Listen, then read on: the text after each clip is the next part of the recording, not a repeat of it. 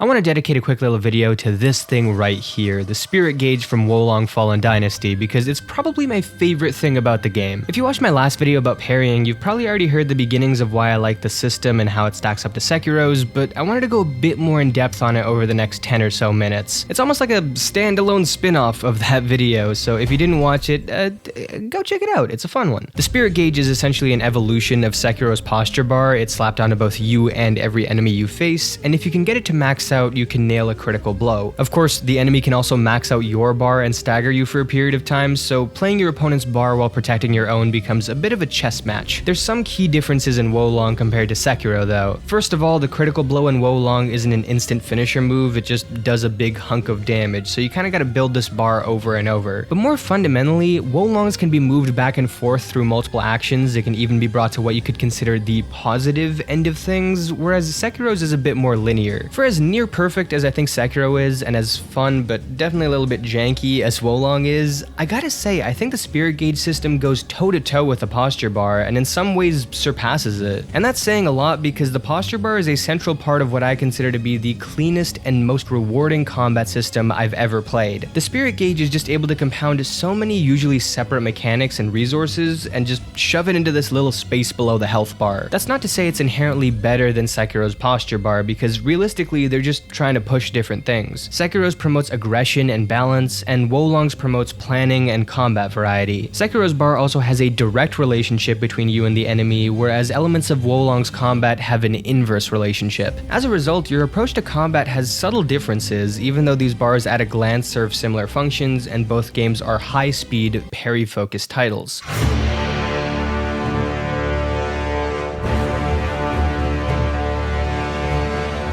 You can think of Sekiro's posture bar as being tied to two states, when the player is engaged in combat and when they're not engaged in combat. In the engaged state, posture goes up, and in the unengaged state, posture goes down, which goes for both you and the enemy. Within these states are conditions that dictate the level to which the posture bar is affected. In the unengaged state, player posture will recover slower if they are walking or especially running, and recover faster when they stand and block. And for both you and your opponent, it'll recover slower at lower health. In the engaged state, player posture will build up slower if they parry instead of block, and slower still if they perfectly parry, and enemy posture will build faster with those same actions. That all said, you can't change the overarching effect of the state that you're in through your actions, only their speed. When engaged, you're both building posture or at best putting it on standstill, and when disengaged, you're both recovering. That's always true. This intrinsic link between you and the opponent creates a lot of tension. If you're in danger and decide to back off, you can't stay there too long because while your state is improving, so is theirs. So before you lose too much progress, you gotta hop back in there even if you're not in an ideal state. It forces you to make tough decisions and sacrifice your safety constantly. You're in lockstep and your goal is to somehow get the upper hand. The only drawback that I can see is something that I mentioned in the last video, the fact that this creates a situation where you're punished more for doing 10 things right and then one thing wrong than if you did the same thing wrong right off the bat with no prior positive actions. The punishment in the first example is that your posture gets nudged up a bit, but the punishment in the second is a full posture break. Even though the mistake was the same in both, and in the second scenario you actually performed exclusively positive actions beforehand. And while I still think that's a bit of an odd quirk to this system, it sort of comes with the territory. You'd be unraveling a lot of this system's best qualities by finding workarounds to that problem. Do you guys remember when I talked about positive and negative feedback loops in this video about failure? Basically, positive feedback loops are when positive actions beget positive things and negative actions beget negative things, and negative feedback loops are when positive actions have certain negative consequences and negative actions have positive rewards. Think kill streaks for positive feedback loops, kills get you more kills, and Mario Kart items for negative ones where it's either green shells or bullet bills. The posture bar is like a negative loop with an asterisk. When you get up onto an enemy like the game wants, it builds pressure on you, and if you back off and stop being aggressive like it doesn't want, it reduces the pressure on you. Good actions come with negative consequences, bad actions come with positive ones. The asterisk is all the small things you can do to control the process and gain the upper hand. You're able to manipulate the situation a bit and not turn it into something completely positive, but more so stave off the punishment enough to succeed. Now, I mentioned in that failure video that I love when games manage to stir these loops into a pot and somehow manage to create systems that are more dynamic into one big gumbo. Jumble it up into a jambalaya, make it into a chalupa, if you will. Get it? Yeah, me neither. For a long time, my go-to example was Doom's Glory Kill, but I think Wolong's Spirit Gauge is an equally amazing idea.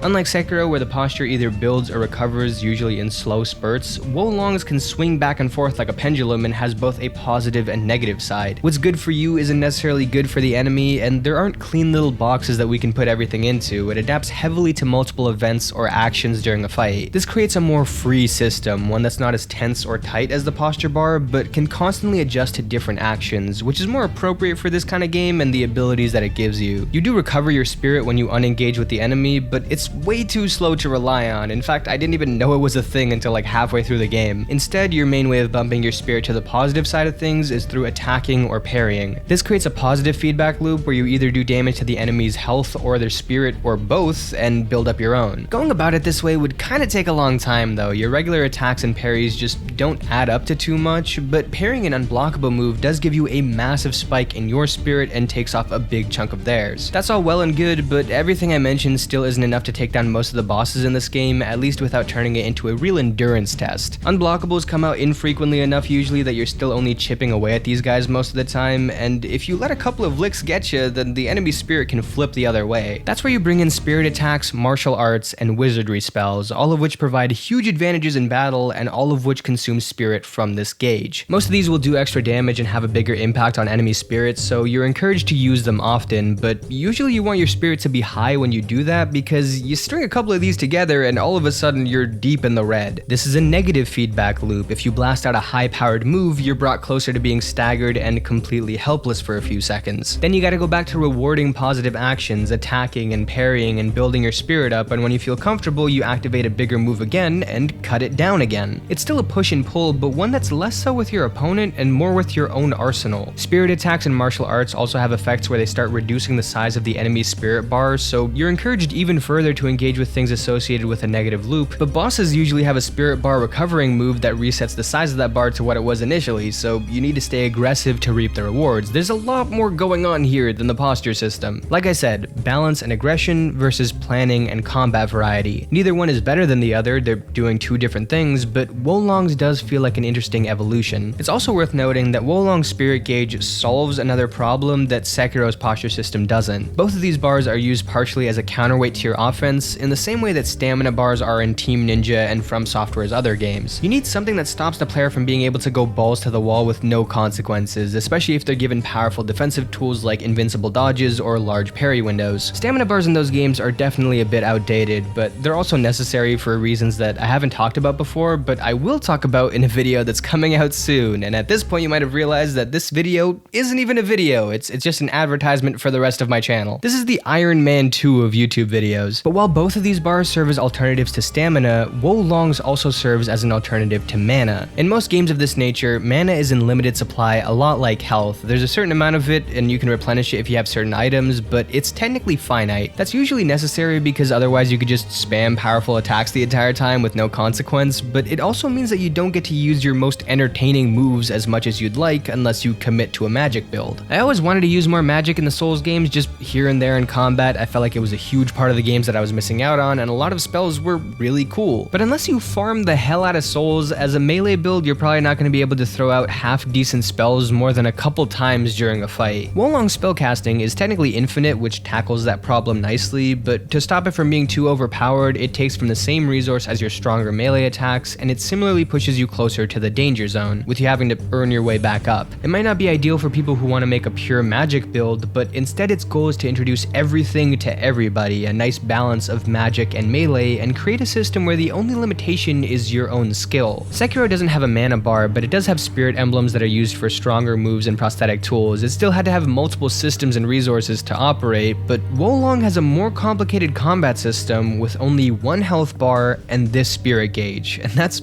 pretty damn impressive. If you can think of any other games that feature mechanics like this, feel free to drop them in the comments. I really hope that we see variations of this continue with other games and we see things like stamina and mana bars start to fade away a little, because I think there's sometimes a clunky way of offsetting the advantages of a combat system that make you feel a bit restricted. If you've been playing Wolong, let me know what you thought. Subscribe if you're new, join the Discord, it's in the description, and I'll see you all next time. Peace.